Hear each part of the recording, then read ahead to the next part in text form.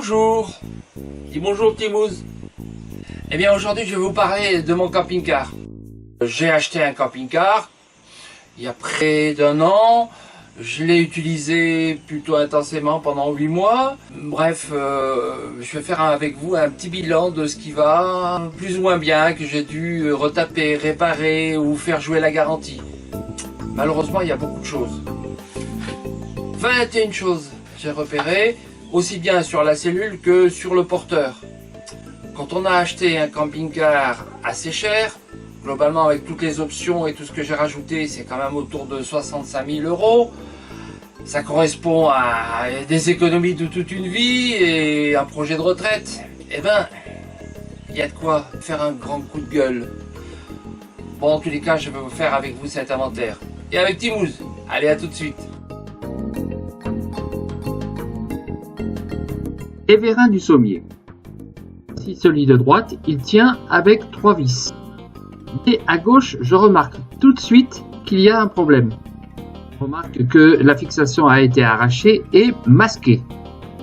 À la première utilisation, lorsque j'ai relevé le sommier, les vis ont été arrachées de l'aggloméré.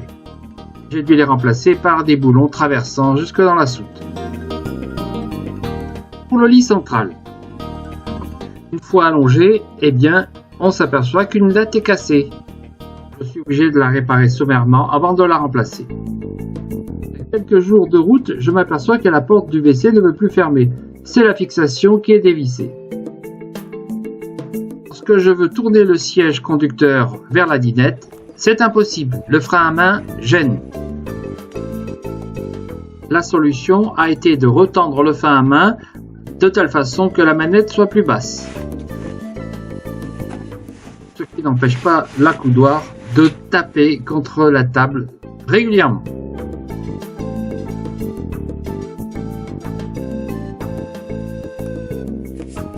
À propos des accoudoirs, il a fallu resserrer les boulons de fixation sur les deux sièges.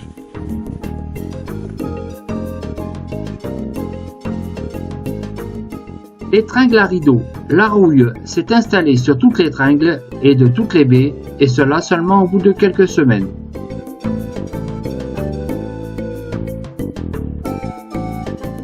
Depuis quelques jours, j'entendais la pompe se mettre en marche de temps en temps. En fouillant, j'ai découvert une fuite sous l'évier. L'eau s'écoulait invisible dans le meuble. On peut imaginer la conséquence. Pour le store de la baie de la porte latérale, au début, il y avait juste un petit coin qui se décollait. Mais très vite, ça a dégénéré et il a fallu se contenter d'une fermeture incomplète pendant plusieurs mois, le temps de revenir en France pour faire jouer la garantie.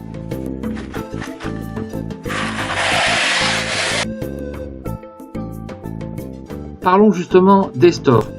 Ils ont absolument tous lâché entre le premier et le 5e mois.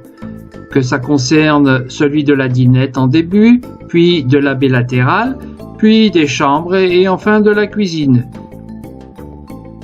Donc du 5e ou 12e mois, il a fallu se contenter d'avoir des stores cassés, le temps de rentrer en France pour la garantie.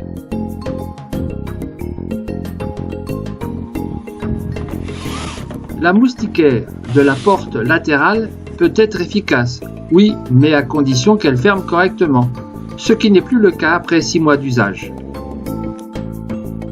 En ce qui concerne les baies et les compas, eh ben, ils ont tous lâché. Au bout d'un certain temps, le cliquet ne retient plus la baie, on le voit tomber et voilà, il ne reste plus qu'à tenir la baie avec un bâton pendant 7 mois. Puis ça a été le tour du mitigeur de la douche qui est tombé. C'est pas grave, il a fallu remonter le robinet et remettre la vis correctement.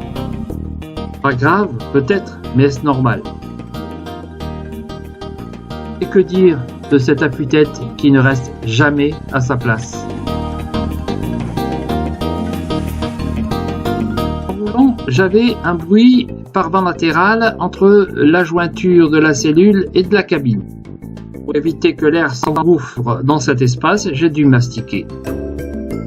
Le jour où je roulais lentement sur une piste un peu défoncée, j'ai raclé le fond de caisse.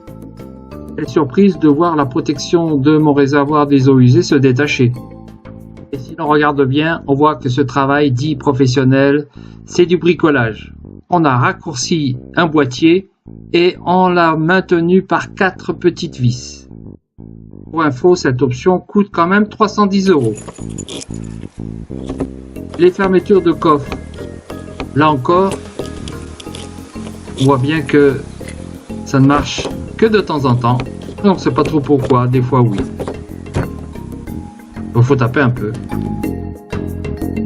Enfin, une panne qui nous a quand même bloqué une semaine en Grèce.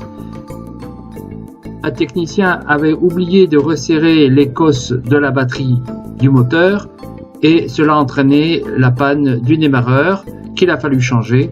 Et on en a d'ailleurs profité pour changer aussi le collier d'admission de l'EGR au moment même où Fiat Ducato rappelait les véhicules pour remplacer ce collier. Voilà, comme vous l'avez constaté, ça fait quand même beaucoup trop de choses.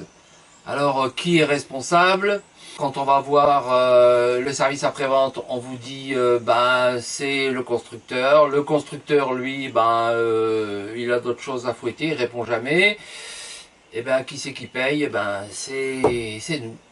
Alors je ne dis pas que c'est la faute à Pilote, puisque en l'occurrence c'est mon constructeur, mais je pense que c'est malheureusement le cas des autres constructeurs aussi. Alors que faire? Choisir d'autres constructeurs plus sérieux? Il faut les connaître ou aller à l'étranger. C'est une vraie question, mais c'est quand même pas normal.